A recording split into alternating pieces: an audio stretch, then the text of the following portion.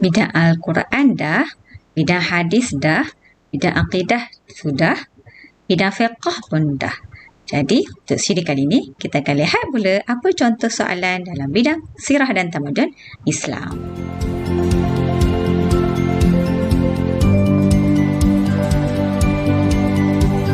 Bismillahirrahmanirrahim. Assalamualaikum warahmatullahi wabarakatuh.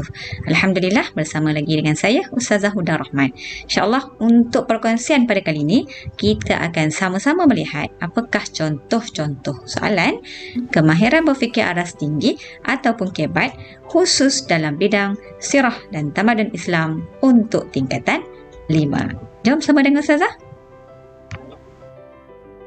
Baiklah, kita pergi pada soalan yang pertama, iaitu dalam pelajaran yang ke-16 di bawah tajuk Kerajaan Uthmaniyah. Jadi, anak-anak boleh buka buku teks, rujuk muka surat 176.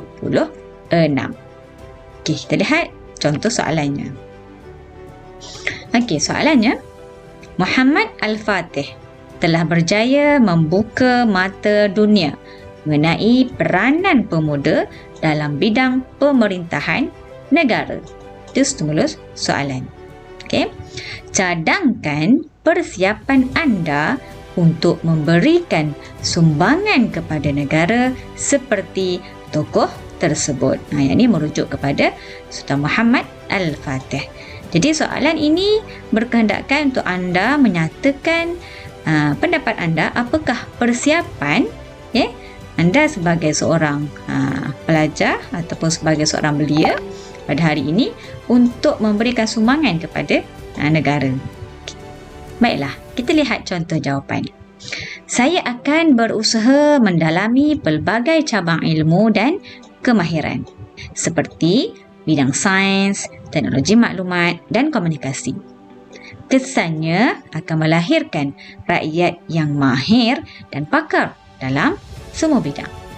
Kesimpulannya, kita mestilah bercita-cita tinggi untuk menjadi seorang rakyat yang dapat membangunkan negara di masa akan datang. Okey, itu adalah contoh ataupun cadangan jawapan.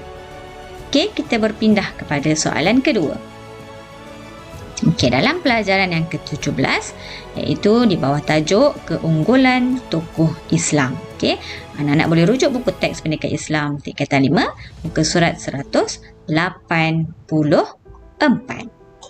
Okey, jom kita lihat contoh soalannya. Okey.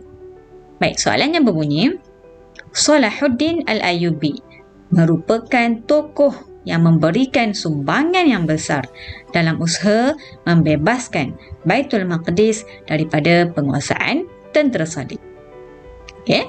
Sebagai seorang murid, bagaimanakah anda dapat memberikan sumbangan kepada negara? Jadi soalan ini seakan-akan sama dengan soalan yang pertama tadi. Tetapi untuk soalan pada kali ini, soalan berkehendakkan anda untuk menyatakan apakah yang boleh anda lakukan sebagai seorang murid untuk menyumbang kepada negara. Baik, kita lihat contoh jawapan. Okey. Saya akan bersungguh-sungguh menuntut ilmu. Sebab soalan berkehendakkan kita menyatakan jawapan sebagai seorang murid. Okey. Baik, saya ulang balik. Saya akan bersungguh-sungguh menuntut ilmu agar dapat menguasai pelajaran yang diajar oleh guru. Okay. Kesannya akan melahirkan pelajar yang cemerlang dalam peperiksaan. Kesimpulannya, kita hendaklah rajin dan tekun mencari ilmu pengetahuan agar dapat menjadi seorang yang berguna kepada agama, bangsa dan negara.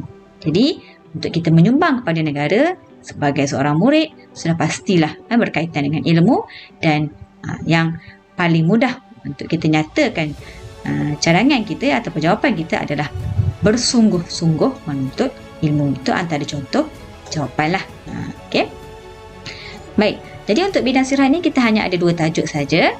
Jadi sekadar itu dulu perkongsian daripada Ustazah. Semoga ia boleh manfaat kepada kita semua. Terima kasih kerana sudi menonton. Jangan lupa untuk like, subscribe dan share. Kita jumpa lagi di siri-siri yang akan datang. Assalamualaikum warahmatullahi wabarakatuh. Jumpa lagi.